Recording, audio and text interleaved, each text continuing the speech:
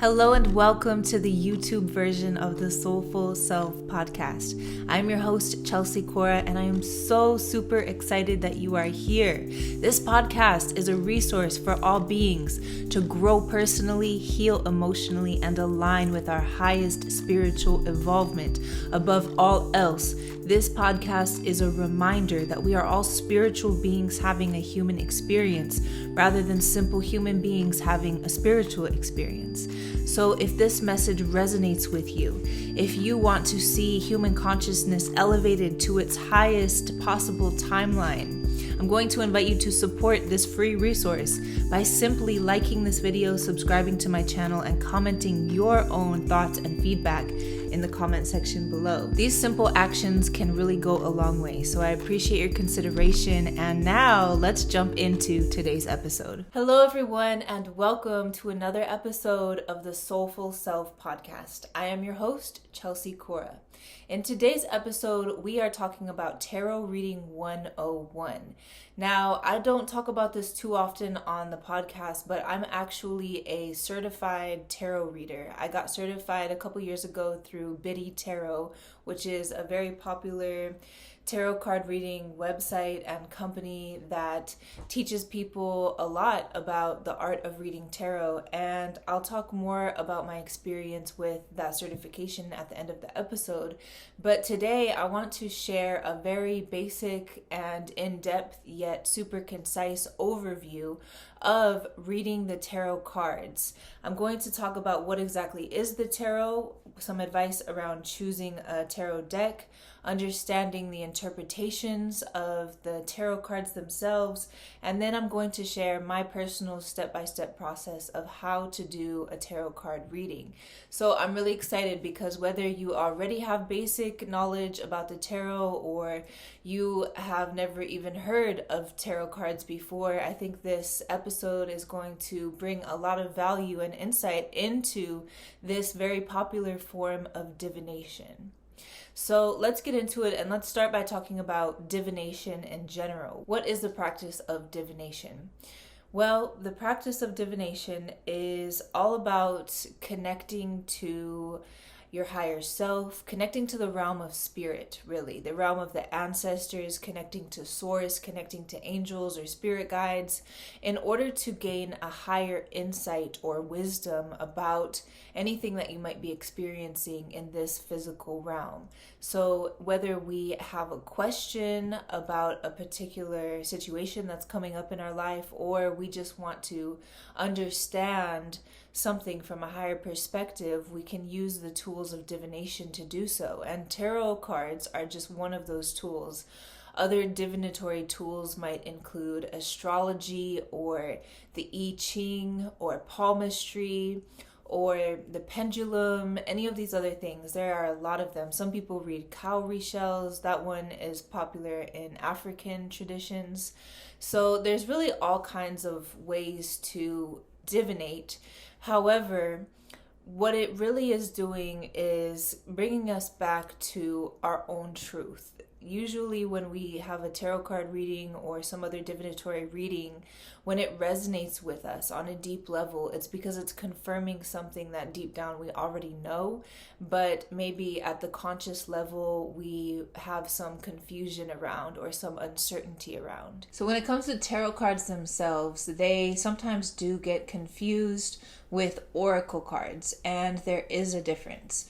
Tarot cards have a long history with a tradition dating back to 18th century Europe is when they began to be used as a divinatory tool, and they sort of underwent a revival in the 19th and 20th centuries with the emergence of various mystical and occultist movements, whereas oracle cards are more of a recent phenomenon.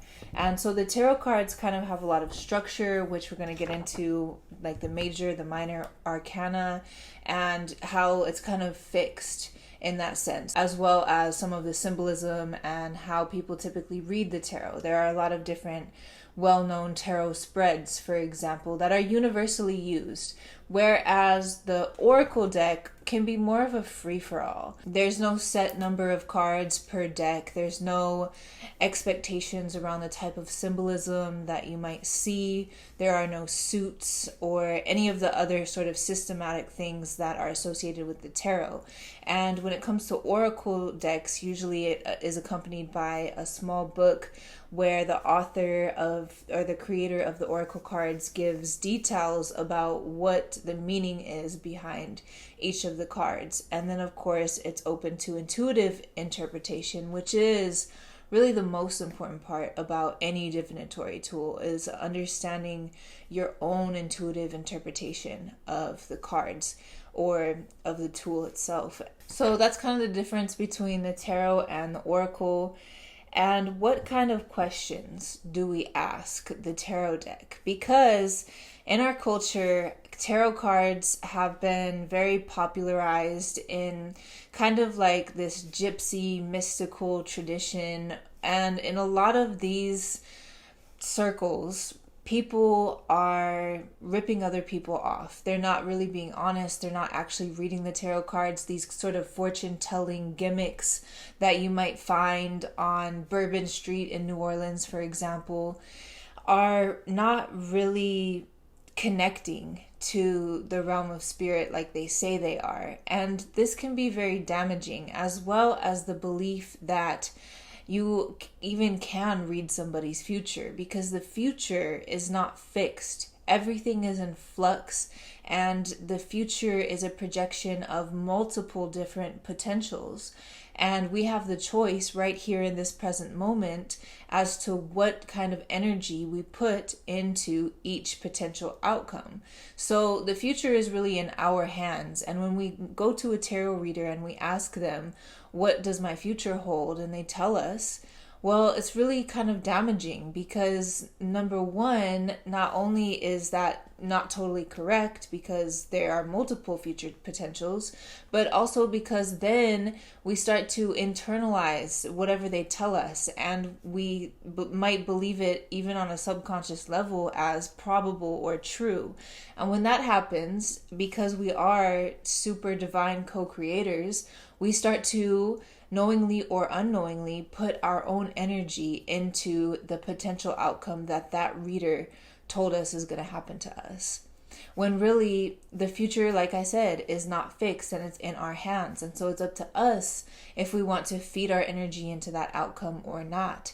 And so when it comes to what kind of questions should we be asking the tarot, we need to understand that they should be questions having to do with the present moment, and not what will happen or what should I do, what should I not do, because ultimately it's up to us to make the decision, and the tarot is simply there to provide a greater sense of awareness, to give us some insight that perhaps we are currently blind to or we're not recognizing in this moment. So instead of saying, will I get married and have kids? It's important to, number one, sit down and ask yourself, okay, why am I asking this question? Is it because I want to get married and have kids? Is it because there are a lot of societal expectations for people my age to get married and have kids? Is that even what I want at all? So understanding the motive behind your own question, and then constructing a question that is a little bit more deep and geared toward the present moment in order to get a better answer. The more descriptive, the more clear and powerful our questions are, the more clear and powerful the answer is going to be.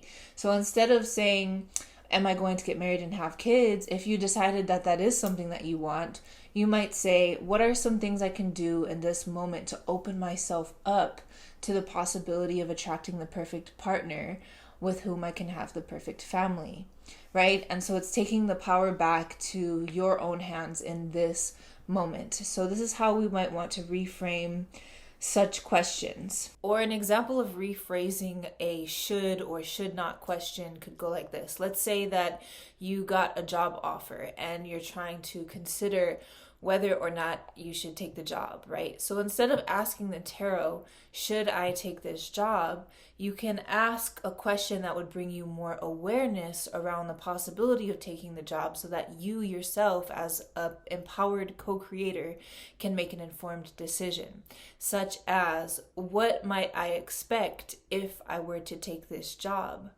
What other kind of options are in my field at the present moment if I choose not to take this job? What are some practical steps I can take to gain a better sense of clarity or certainty around whether or not I should take this job? And then from there, we get a set of next steps or higher insights from the tarot that we have to decide if they resonate deeply with us or not, that will help us to make an informed decision as an empowered co-creator, not as somebody who is giving up our fate and our power to some external authority. Okay, so those are my guidelines on asking questions. Now let's get into choosing a tarot deck. So I don't know how many of you have heard this, but there is this sort of superstition out there that your first deck needs to be given to you by somebody else. And I will say, in my experience, this superstition is completely false. You do not need to wait for somebody else to gift you a tarot deck before you start reading tarot for yourself. And really, it's all about finding one that resonates with you. So this could look like going online and browsing different tarot decks and kind of feeling how each one feels. Or what is even more fun is to go to an actual store, if you have one near you, like a metaphysical shop where they sell real live tarot decks that you can hold in your hand, and you can really look at the imagery and really feel if it feels resonant with you. Now, the deck that I started learning with is the very classic Rider-Waite deck. And this is the original tarot deck that emerged from Europe. And, it started apparently in the 14th century, and it was used as playing cards. But then a couple centuries later, started being used for divination. And so for me, this is just what really resonated with me, because all of my exposure to the world of tarot was always through the lens of that particular deck. So there was a lot of intrigue and mystic qualities for me around this deck. And it is a great deck to start learning the tarot because it's the classic original deck. However, I will say that this deck is, of course, not very modern and also not very inclusive because it was born out of Europe. All of the characters that are featured in this deck are European, or aka Caucasian, and so that might not resonate with everybody, and that's okay. There are plenty of other tarot decks out there that all feature the same things. Like, they all have the same suits. Not all of them, but most of them have the same suits. They have the same major, minor arcana archetypes. So you just have to find one that really speaks to you. And that's how you're going to be most successful with choosing a tarot deck. And when you get your deck, you might want to cleanse its energy through sound or through sage, or simply envisioning divine white light moving through it, just to kind of clear it and begin a new slate for your relationship with the deck. And sometimes people like to do bonding ceremonies with their deck when they first get it, and it's really up to you. There's a lot of this information online if you're curious about ways to cleanse and bond with your deck. But really, it is about forming a relationship with these cards, because just like any divinatory tool, really, you want to have a back and forth dialogue with it, because that is going to make your practice of interpreting the cards even more strong. So next, let's get into my favorite part, which is interpreting the cards. When it comes to interpreting tarot cards or any other type of cards or divinatory tool, it is all about intuition. So yes, the cards have symbols and numbers and suits that do have a traditional meaning behind them, but the most important thing is that you are using your own intuition. So somebody could literally know nothing about the tarot cards, and they could, shuffle them and pull a card and just sit with the pure imagery of the card. Just look at the card and start to pay attention to what comes up in your internal world. Start paying attention to how you feel, or which colors or particular imagery you're drawn to within this card's picture. And from there, a story might start to unfold within you. And then you might start to find resonance with this story. Well, how is this relating to my own life? How is this relating to the question I asked when I drew this card? And you might start to connect the dots and find things that resonate. And that right there is what the core of reading tarot is all about. It's about seeing your own inner truth, your own intuition being reflected back to you through an external tool. So that is the most important part, intuition over everything. And I would even recommend doing practices that help you to connect more deeply to your own intuition, that help you develop your empathic or psychic abilities, for example. And a really good book that can help anybody with this is called Psychic Empath by Kimberly Moon. In this book, she breaks down a lot about what it means to be an intuitive or an empath, and versus how it has been depicted in popular culture and how it actually is in real life. And she also offers a myriad of practices that help people to tune into themselves and their own intuition and abilities to connect with energies beyond this realm. And for me, meditation has been the biggest part of learning how to connect to my own self, my own intuition, learning how to go beyond the mental chatter of the mental realm and into these deeper layers of reality that hold a higher perspective. So I'll also talk about some of the more traditional meanings behind the symbols of the tarot, and I do want to add a disclaimer that this is my own subjective understanding. It comes from various sources, but ultimately it's my own understanding. And when you start to do your own research about the tarot card and its symbols, you might find information that conflicts with what I'm presenting, because there's a lot of different perspectives out there. However, the ones that I'm offering, I do believe are more universally accepted, but just adding this disclaimer that it is my own interpretation. So first of all, you have the major arcana and the minor arcana. So the major arcana is made up of these really big universal archetypal energies, and it goes in order from a journey of the Fool. So it starts with card 0, which is the Fool, and it goes all the way to the last card, which is the World. And it's kind of like a hero's journey, where the Fool is the beginner. The Fool doesn't know anything, is very naive, is just starting out in life or just starting out on a journey. And the Fool kind of graduates into different archetypal energies along the way as the Fool learns things and gains experiences and has challenges and triumphs and becomes changed by the natural progression of his own life journey. And it results in the final card, which is the World, which is kind of like the biggest form of archetypal completion, just having had so many experiences that the mystery has been uncovered and there's total fulfillment or enlightenment. That's the way that I see it. And then there is the minor arcana, which is made up of most of the cards in the deck. And these are made up of the suits. So just like in playing cards where you have 4 suits, in the tarot cards you also have 4 suits. And these are the Wands, Swords, Cups, and Pentacles. And each of these cards have different meaning, which I'm going to talk about.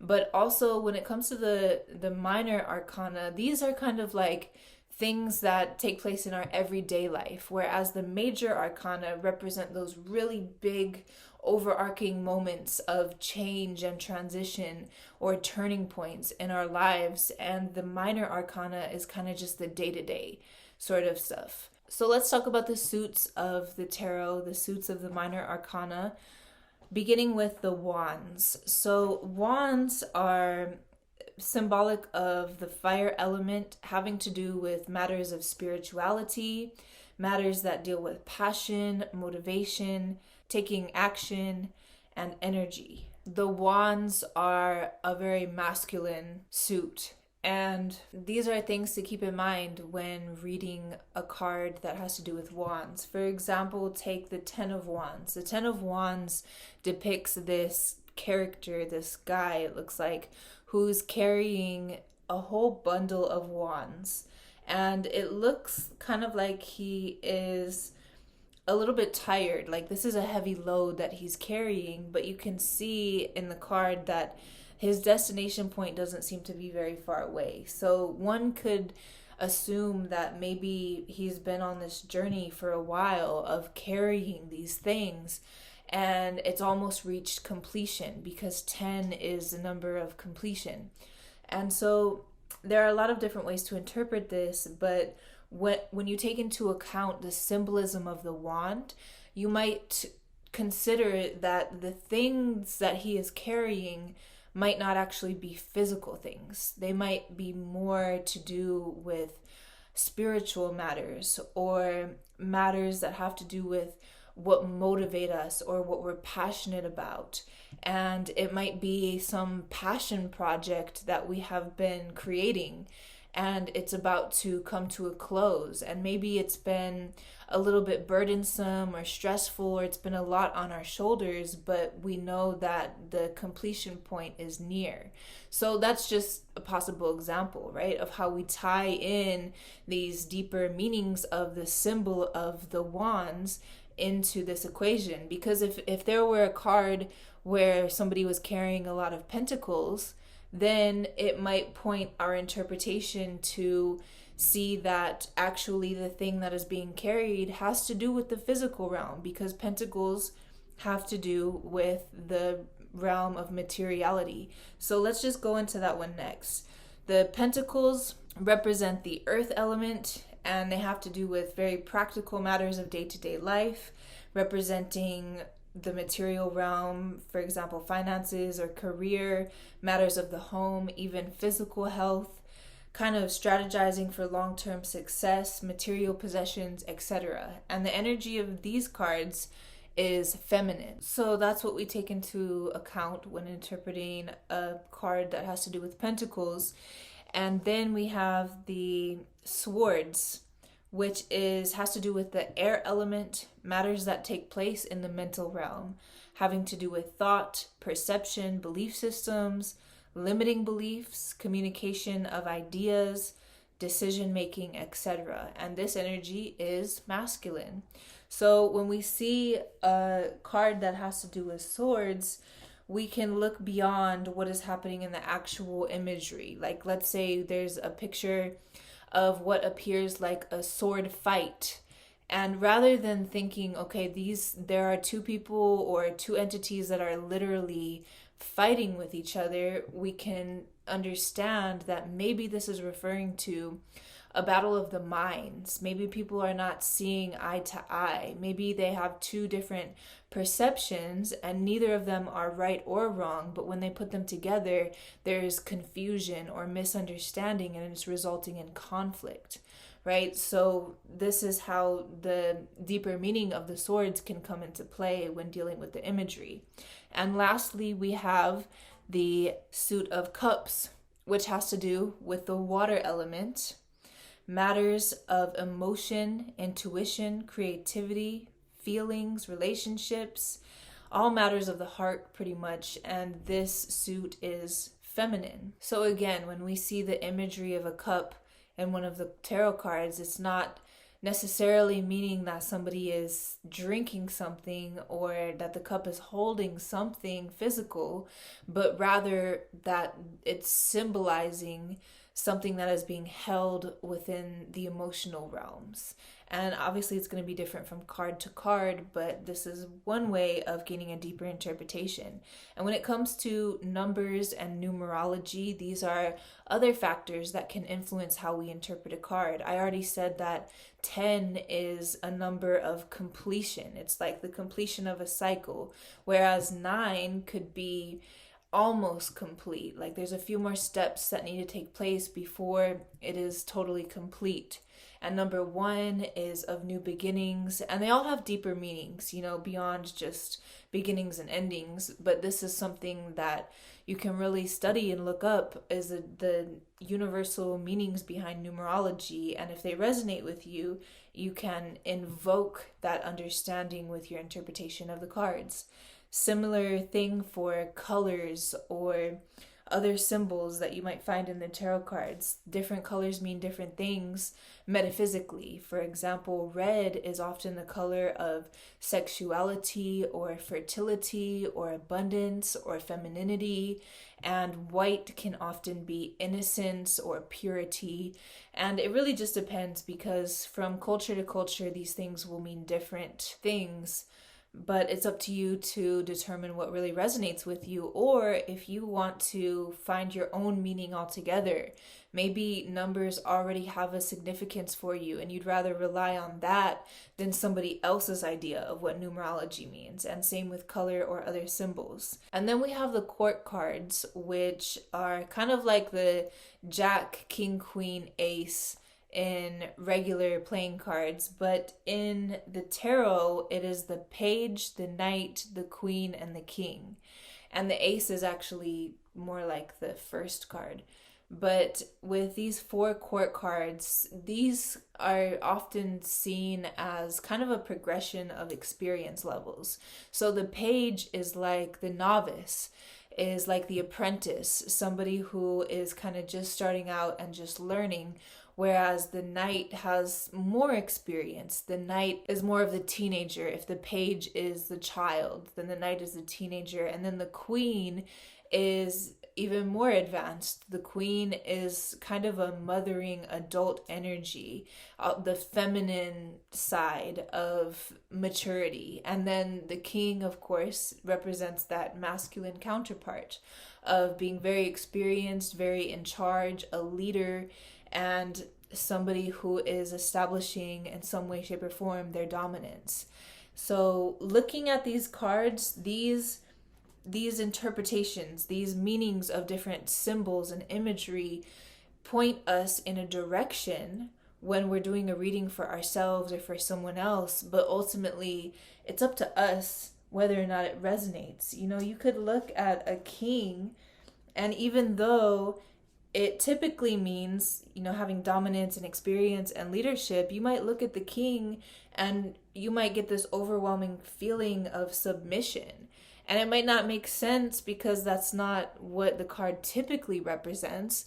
But if that's the feeling that you're getting, then you have to pay attention to that first and ask, sit with it. Say, how does this tie into this king card?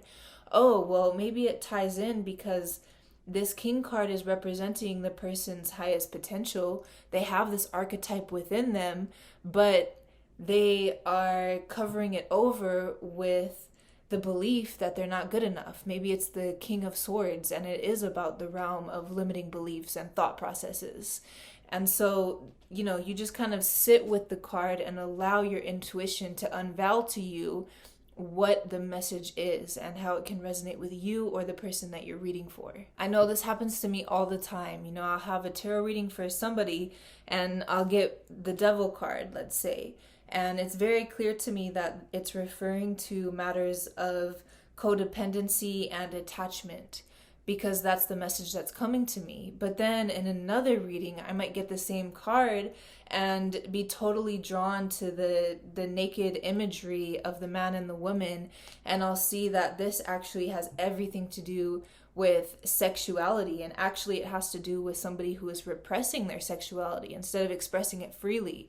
So those are 2 totally different interpretations of the same card, but it's just based on what kind of intuition is coming to me at the time. And the cards are simply a guidepost to help aid that process. So now I'm going to share how to do an actual tarot reading, step-by-step process. And this is mainly through my own personal process, which is going to be unique from individual to individual, but this will give you a really good idea of a general way to do a tarot reading.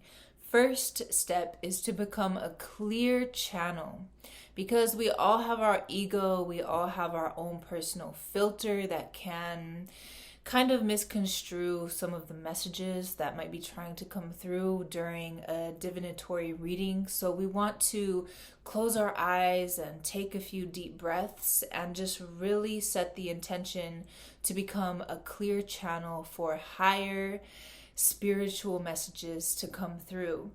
And I also like to open sacred space before a reading, which usually involves saging myself and the space, calling in spirit guides, ancestors, high vibrational beings of wisdom. And there are a lot of different ways to open sacred space. So you're going to want to choose one or create your own that really resonates with you.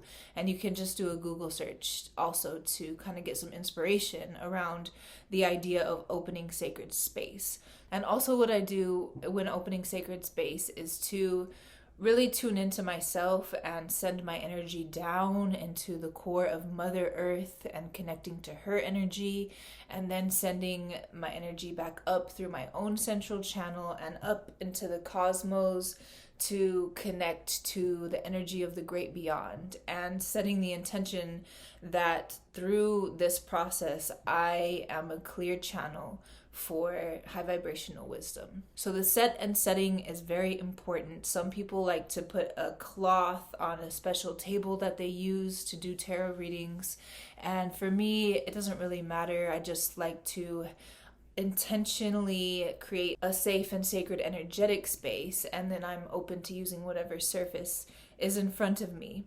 Next is to get very clear on the question or the intention of the reading, and then to begin shuffling the cards with that intention in mind.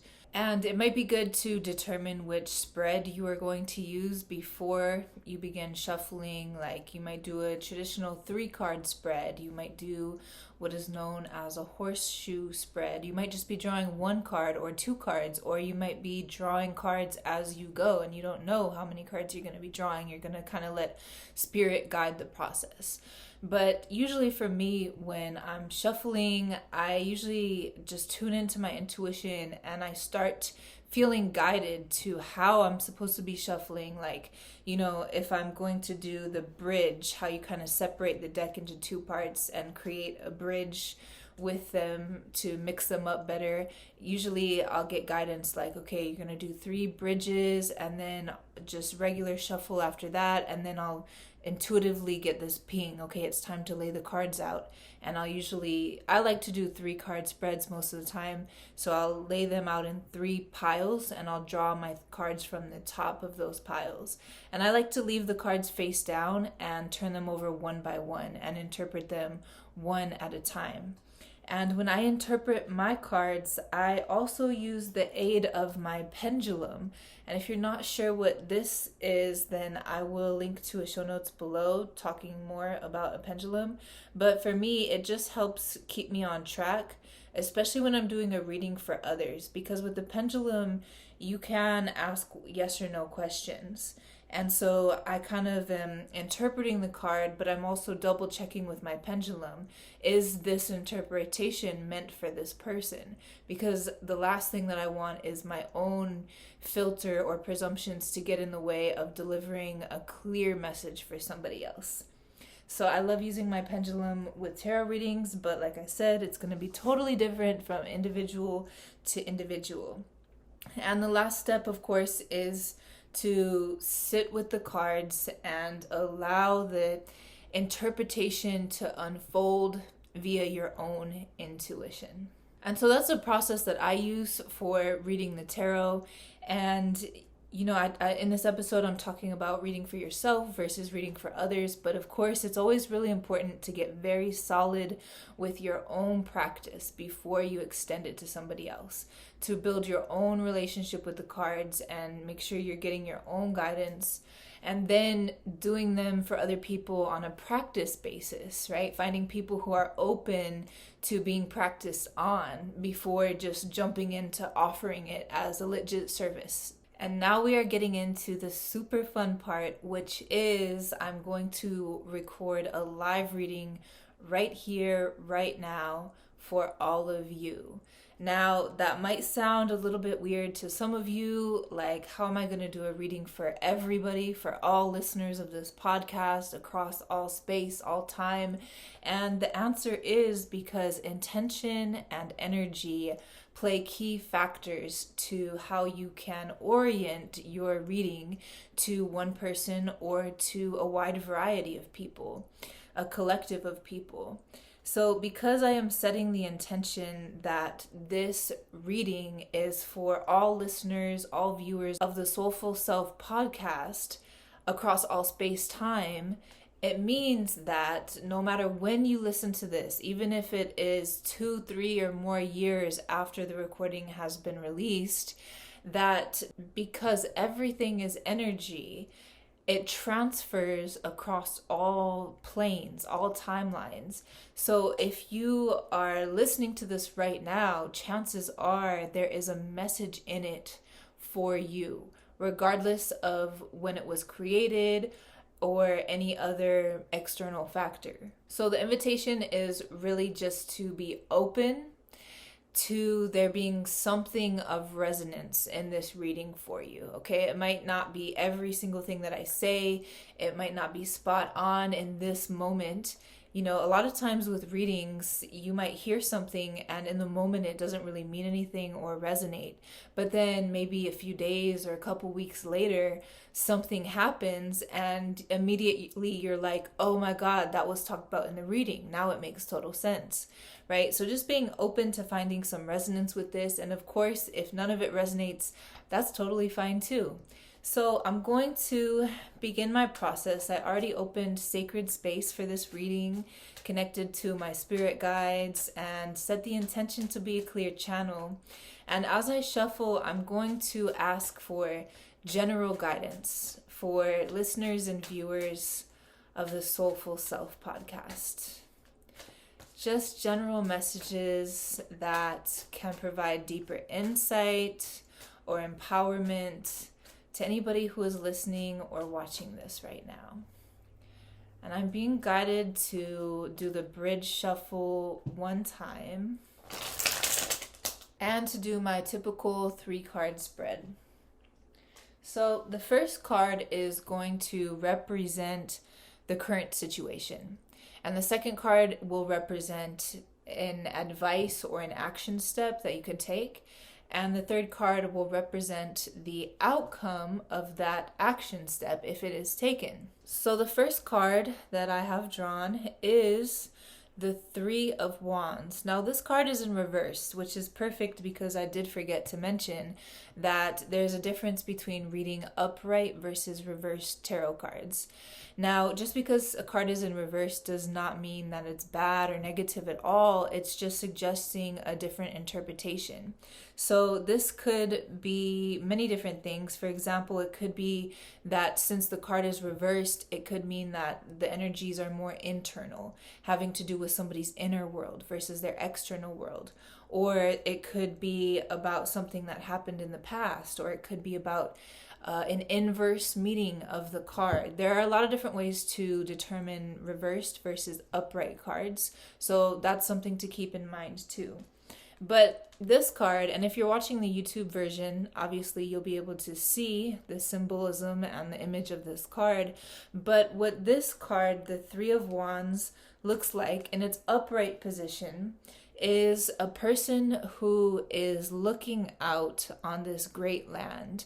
And it looks like he is going to embark upon a journey. He hasn't started the journey yet, but he's looking out, and it's a very courageous and noble energy in this card because he is probably not sure about the challenges that lay ahead of him, but he is ready.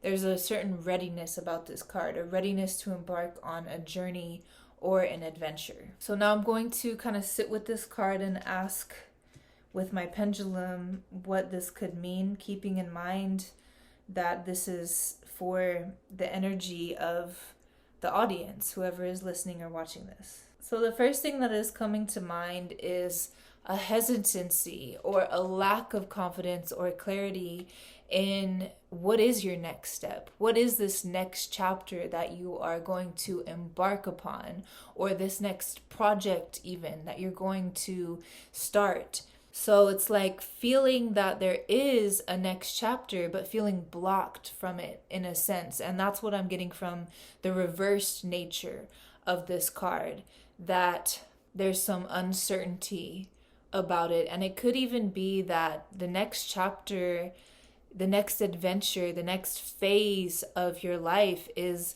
literally around the corner. It's like, you're on one page of the book, but as soon as you turn this page, a whole new essence, a whole new adventure, a whole new journey is going to come into your reality. Yet it's kind of just being stuck on this page. It's not being able to, for whatever reason, turn the page just yet. And so it could be, for some people, having a fear or an uncertainty of taking that next step, or it could be simply not even knowing the next step. It could be sometimes we hang on to things, we hang on to the way things are, and we don't make room for the way that things could be, because we are so attached to this false sense of security, this illusion of keeping things the same. So let's see what else, if there's any other messages about this card, which is representing the current situation. And the answer I'm getting from my pendulum is no. So it looks like we can move on to the next card in the spread, which is going to be the action step. Now this is very interesting because the card that came up is also in reversed, and it is the Six of Swords. The Six of Swords. And so when it is not in its reverse position, what it looks like is a woman and a child who are on this boat, like this very old school rowboat. And this person is rowing for them, and he is guiding them from one place to the next. He's like, it's almost like the vibe that I get is this guy, that's his job, is to row the boat for people. And these guys are simply just taking a ride, this mother and child. And, that's my interpretation. But for other people, this could look like a family.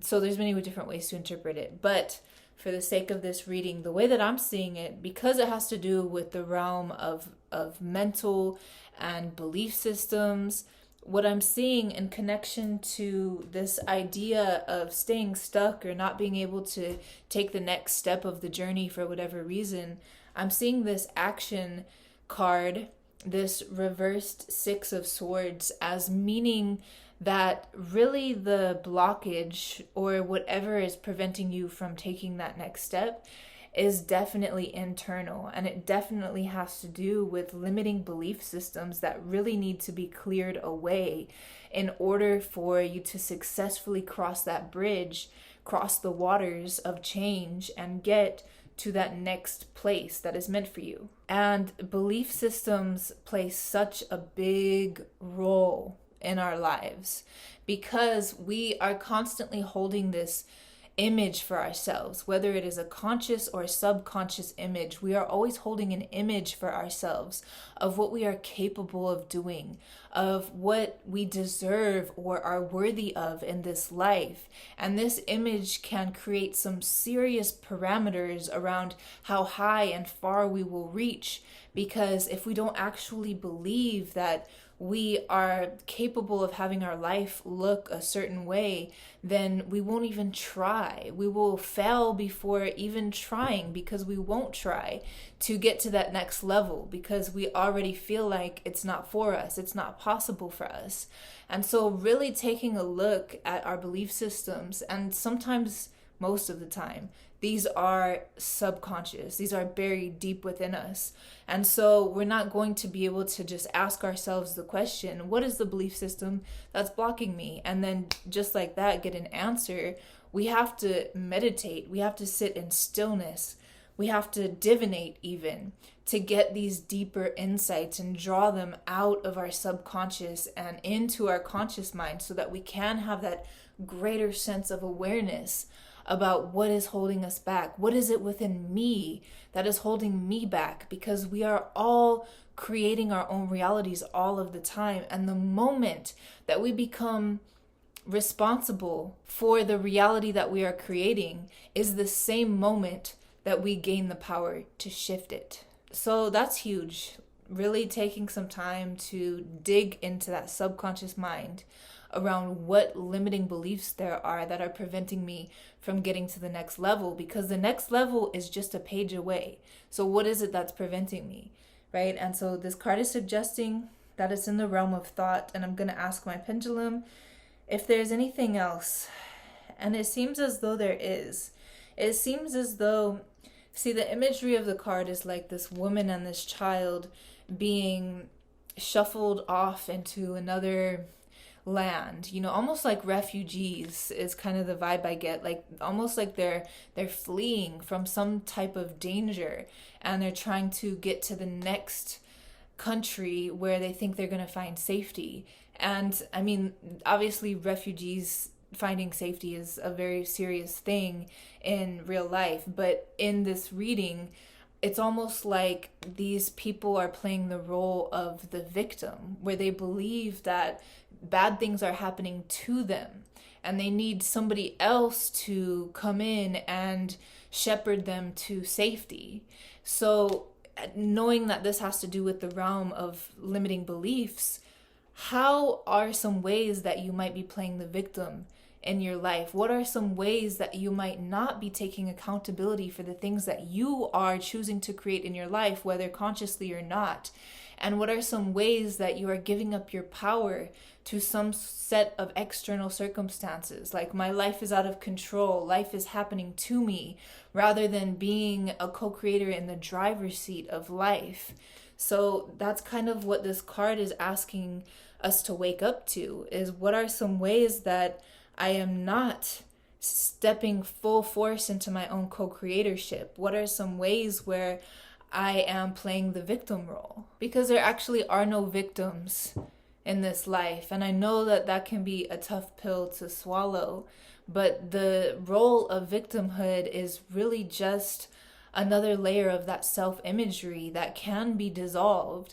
And when we do dissolve it, we step into so much more power when we realize life is not happening to us, but it's happening for us. And every difficulty, every challenge is an opportunity for growth and to gain wisdom and to get more powerful and to be more whole and to understand ourselves seriously as an extension of divine source energy. It's like how Marianne Williamson talks about the only real theme of this life drama is our walk away from and our walk back to God, back to wholeness, back to our true selves.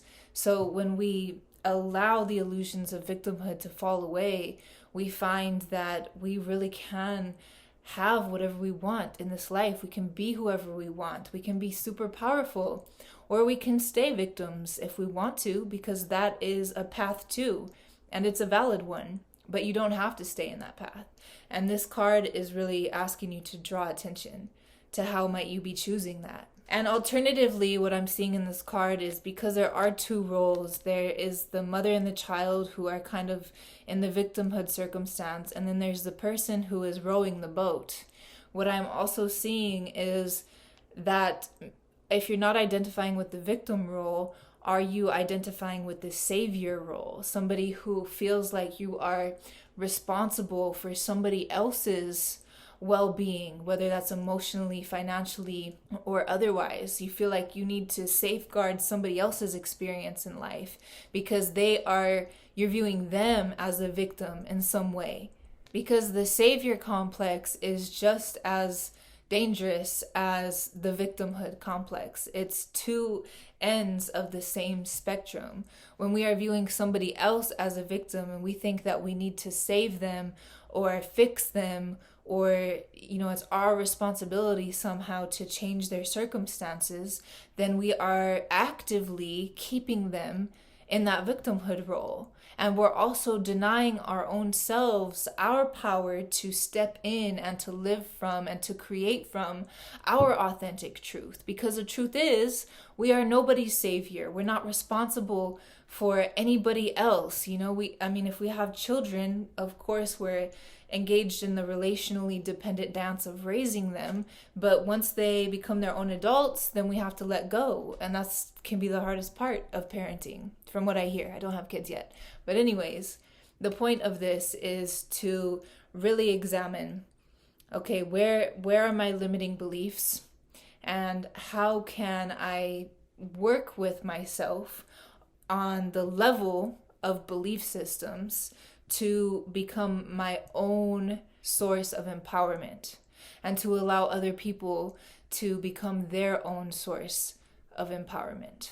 So I'm going to ask again if there's anything else that this card wants to say, and the answer is no. So we're going to go ahead and draw the very final card, which is the Two of Pentacles, upright. So the Two of Pentacles displays this man who is juggling two pentacles, and they have this infinity symbol wrapped around them, and there are some high waters behind them, like some ships at sea, and there are a lot of waves and high tides. And so what this suggests, based on the previous two cards, is that maybe not being ready to move on to the next chapter of life for whatever reason, and then being willing to examine your own limiting beliefs around the situation that you might not even be aware of at this time, can really lead to a sense of balance and harmony between yourself and the external world.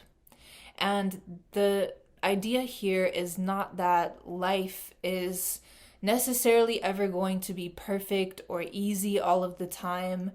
There's always going to be new challenges. There's always going to be new layers of ourselves that need to be healed and integrated. So it's not about expecting the waters to always be calm, but it is about learning how to be a great surfer, learning how to sail the seas, even when they're rough and tumultuous, or even when they are calm and slow, when they're fast, right? Whatever the tides of life are throwing at us, it's about gaining a sense of inner stability so that we are not expecting anything outside of us to change in order to be totally okay on the inside. So finding this balance in life, finding this harmony is truly one of the most underrated gifts in this journey, because, we might think, okay, well, I was hoping that the outcome card would be, now I can move on to this next chapter. My next endeavor that I'm embarking on is going to be a resounding success. We always want those big gratifying results in life, but that's not really what life is about. And when we live our life tying our satisfaction to those peaks, those highs, and not really knowing how to navigate the troughs, the lows, then we're really selling ourselves short on this whole human experience. We're really missing the point of what this life is even about, because the destination is the journey, and whenever we make it to the next goalpost, the next target, then there's always another one a few more feet away. And so this card is really showing us that it is possible to reach the destination in the now, to reach that contentment, that satisfaction right here, right now, instead of waiting for the page to turn, instead of needing that next part of the journey to unveil itself before we can feel happy or excited or content with life. And paradoxically, this is how we get to that next chapter. That's how we get to the next page. That's how we allow the evolution of our life to naturally flow, is when we let go of our neediness to control or know everything. We let go of our need for certainty. And it really is a source of maturity, of spiritual maturity, emotional maturity, and maturity as a physical being in a physical realm. So hopefully this makes sense. I never know what's going to happen when I have a reading, but hopefully it resonated with you in some way, or at least gave you more insight into how you can read tarot cards by showing you firsthand what my style is. And if it did resonate with you and you're watching the YouTube version, definitely leave a comment in the sections below, because I would love to hear how it resonated. And also, if you enjoyed this reading and you feel like you might want to get an individualized reading from me, this is a service that I offer. I offer this in 30-minute sessions and hour-long tarot reading sessions. So that's available on my website, chelseacora.com, and I'll link to that in the show notes as well. But in conclusion, I did want to say a few things about my experience as a quote-unquote certified tarot reader. Now, like I said, went through the Biddy Tarot certification program, and I think this was like 2018, 2019. And for me, it was very, very helpful, because this program is really an in-depth practical guide for not only learning how to do tarot readings, but also some very important foundational knowledge on how to build your business and your brand as a tarot reader, if that's something that you want to do. So for me, there were a lot of pros and a couple of cons to using this certification program. And some of the pros were the fact that it was very thorough and in-depth. I felt like there were a lot of resources. I felt very supported. I felt like the course was very well organized. And most of all, I felt like my results were guaranteed, because I was willing to put in the work. After the few months that it took to go through this course, I emerged as a legit tarot reader, because I felt confident in my abilities, and also because they have a whole community that you can practice on. And it's actually required that you do a certain number of practice readings before you can even be eligible for the certification. Now, the cons are that it is a little bit expensive. I don't remember how much I paid, but I remember thinking that it was kind of a big investment, and I do think it was totally worth it for me. But I also know that all of the information that this course offers is information that is already available for free on the internet. And honestly, that's the case with most courses, is, the information is out there, but when you're paying for the course, you're really saving a lot of time and energy, because you don't have to go gather all that information yourself. You don't have to wonder if it's good information or not, and you don't have to risk the thousands of distractions that are possible when you're on the internet looking for information. It's more organized and concise, and you can just go through it in a linear fashion, which can be very helpful. And lastly, I would say that a certification is definitely not necessary when it comes to tarot readings or other forms of divination, but it does help with imposter syndrome if you're somebody who struggles with that. So that's kind of my overview on the Biddy Tarot course that I took to get certified. So just wanted to put that out there for anybody who might be interested in getting certified or learning more about tarot. So that's about it. I really hope that you enjoyed this overview of Tarot Reading 101. I hope that it was helpful, whether you are new on your tarot journey or an experienced reader. I hope that you found something here that is of value to you. And if you did, of course, I'm going to request that you leave a review of this podcast on Apple Podcasts or anywhere else that you get your podcast, as well as consider sharing this episode on social media or with a friend. It will help me get this information out to many other people who might benefit from it, and I would be very grateful. So with that, I'm going to wish you an incredible week, and thank you so much from the bottom of my heart for tuning in yet again to another episode of the Soulful Self podcast.